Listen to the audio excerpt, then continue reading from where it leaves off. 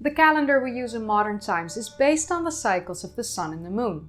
It's divided in 12 months with either 30 or 31 days, with the outlier of February with 28 days, making up a total of 365 days a year.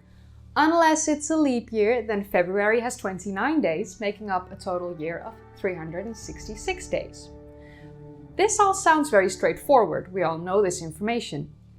But what probably many of you watching this did not know is that the origins of the calendar stem all the way back from ancient Egypt. So, I decided to look into ancient inventions. Today will be one of the first. You've already probably seen my air conditioning video, which actually was the first, but now I'm turning it into a playlist. And we're going to look into ancient inventions that we probably use in modern times or a version of them in modern times. And ancient Egyptians really invented a lot of stuff, so they will be featured a lot in this playlist. My name's Kaylee. Join me in jumping in.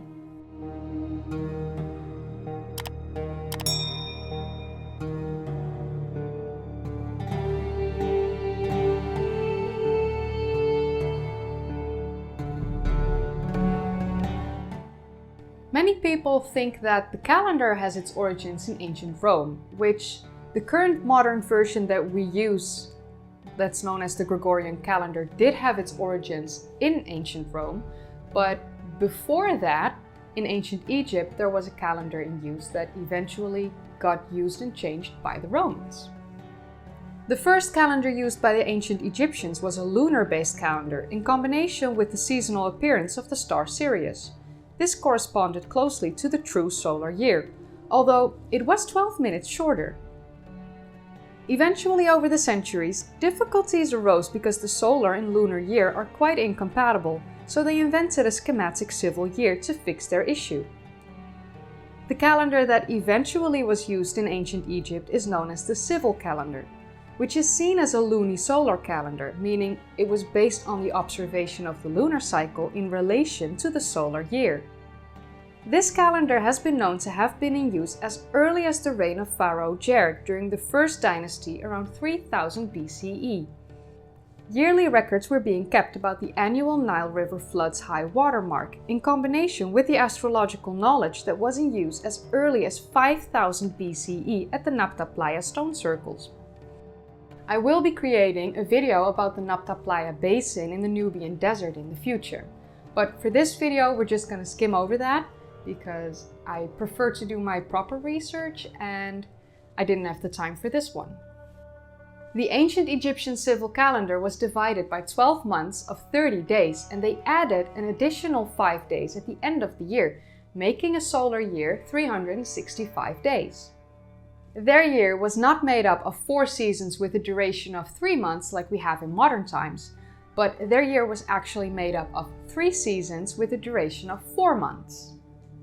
The 3 seasons are known as inundation. This was when the Nile overflowed into the agricultural land. Going forth. This was the time of planting when the Nile River returned to its bed. And deficiency. This was the time of the harvest and when the Nile River was at its lowest point. The months were simply numbered according to their seasons. For instance, February would have been the second month of inundation, as the first day of inundation was the first day of the new year in the first month of the new year. Another fascinating thing the Egyptians did that other civilizations at the time did not do was start their day at sunrise after the moon disappeared just before dawn. The other civilizations at the time started their days at sunset as the sun disappeared under the horizon. The civil calendar was no longer connected to the lunar calendar, although the citizens of ancient Egypt and their religious activities were still in line with the lunar calendar. Over time, this became an issue as the differences between the two became obvious and started to become a problem. To give an example, every 4 years the lunar calendar would fall behind the civil calendar by 1 day, and it would then take 1460 years before the 2 calendars would align again. This 1460-year time period is known as a Sothic cycle. This is quite the issue, so The ancient Egyptians came up with yet another calendar to counteract this problem. This newly invented calendar is known as the second lunar calendar. This worked nearly the same as the original lunar calendar, besides the fact that if the first day of the lunar year came before the first day of the civil year, they agreed to add a month to the second lunar calendar. Later on, they added a 25-year cycle to this calendar as well. This means that the ancient Egyptians eventually lived with 3 separate calendars for different purposes. The original lunar calendar was used for agricultural purposes. The civil calendar was used for administration and government purposes, and the second lunar calendar that was established based upon the civil calendar instead of the sightings of Sirius with the original lunar calendar. This one was used for religious purposes. And of course, the ancient Egyptians did not have the knowledge about leap day that is needed every 4 years to keep the dates in relation to the sun completely exact like we do in modern times. It wasn't until Pope Gregory XIII added a minor modification to the Julian calendar invented by the Romans to adjust for the drift in the tropical or otherwise known solar year. Therefore, the calendar spaces in leap years to make an average year 365.2425 days long. But the tropical years will be 365.2422 days long to be exact. There is a rule for leap years implemented by the Pope that goes as follows.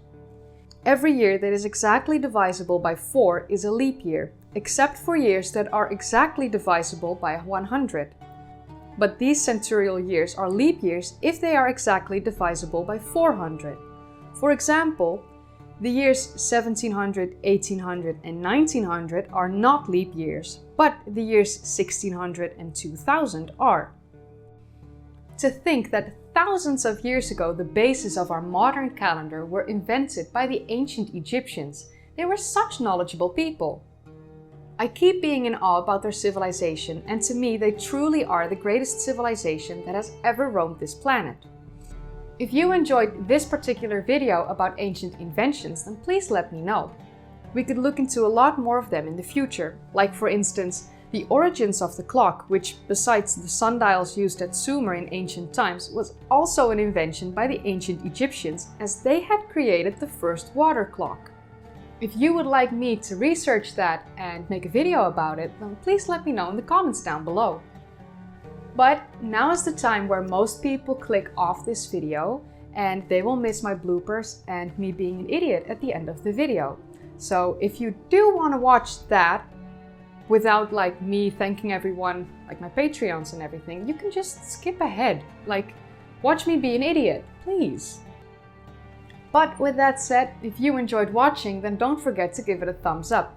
Subscribe if you'd like to see more of these kind of videos, and click that bell icon if you want to be notified every single time I upload.